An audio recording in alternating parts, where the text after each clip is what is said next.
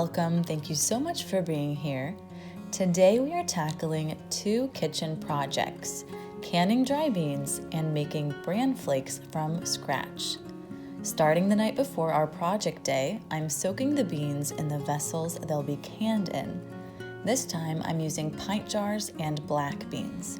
To each jar, I'm adding half a teaspoon of apple cider vinegar, half a cup of dry beans, and water. Adding the apple cider vinegar and soaking them overnight helps to make these beans more digestible.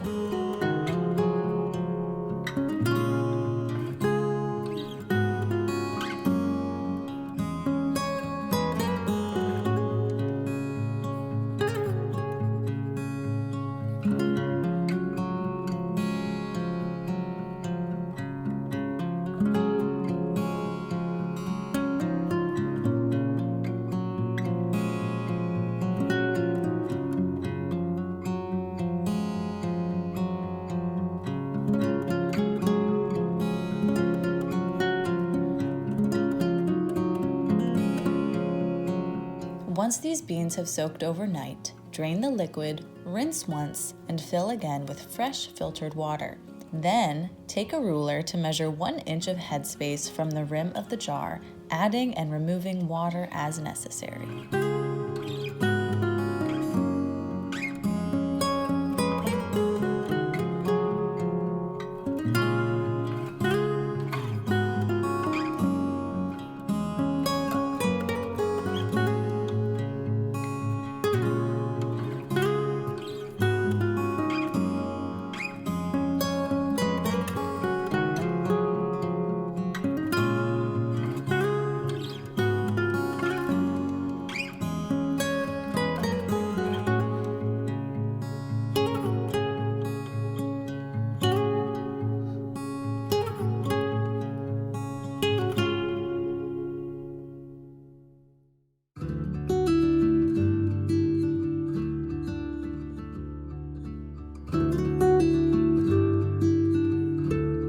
Fix your lids to the jars and place into the pressure canner.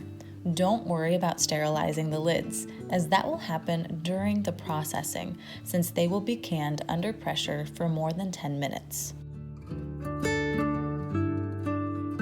I have an 8-quart pressure canner that fits 7 pint jars. Don't worry about the jars touching one another. According to the instructions of this pressure canner, I'm filling the bottom of the canner with 1.5 quarts of water. These beans will process for 1 hour and 15 minutes under 10 pounds of pressure.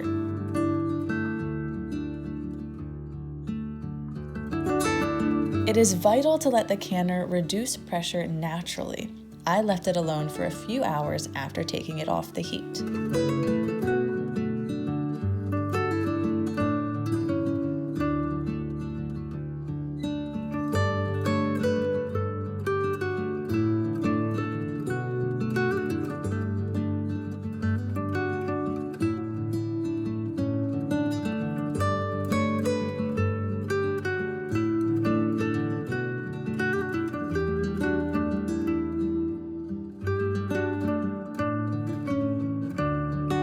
Here is our end product. You can see these 2 on the left are completely inactive. They didn't seal.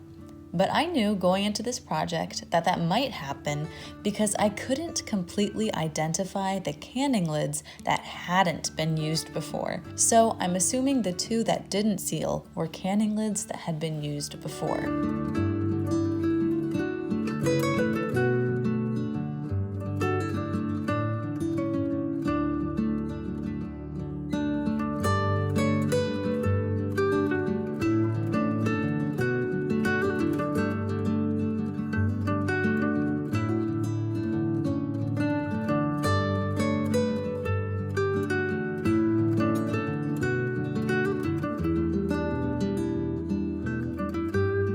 Our next kitchen project is making bran flakes. My kids enjoy cereal, usually as a snack a few times a week, but there are many unnecessary ingredients in boxed cereal. So, of course, I thought I'd give it a shot to make it from scratch at home. I'm still not sure it was worth it. It required more elbow grease and effort than I usually desire from my recipes. The issue with this cereal, bran flakes in particular, is the thinness of the flakes, and that was completely unachievable with a rolling pin. At least I wasn't at all inclined to continue rolling for 30 minutes to achieve my desired thinness.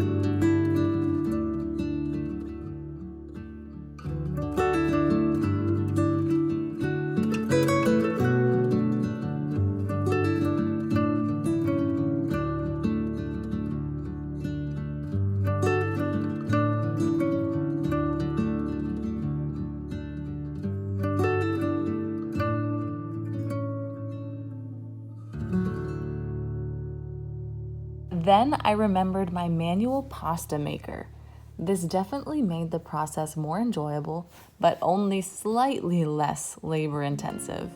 I rolled out the dough to a level 5 thinness out of 7, but it still wasn't quite thin enough to soak up milk and be used as cereal. However, they make excellent crackers that my children have been devouring.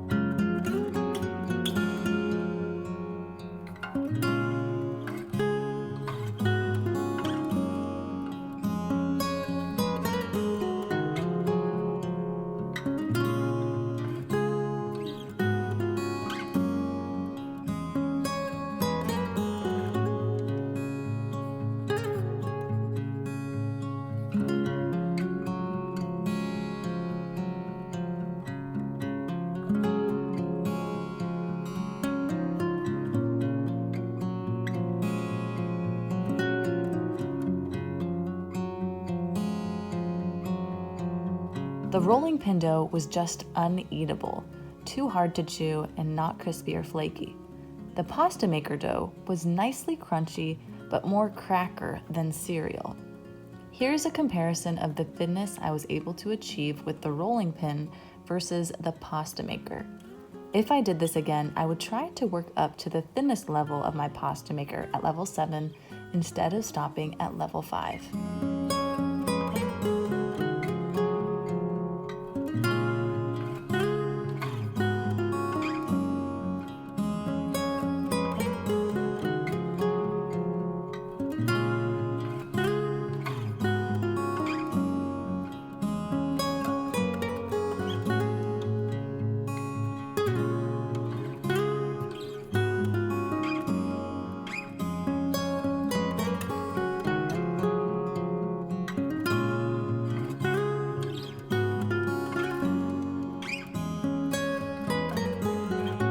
Thank you so much for being here, and I will see you next time.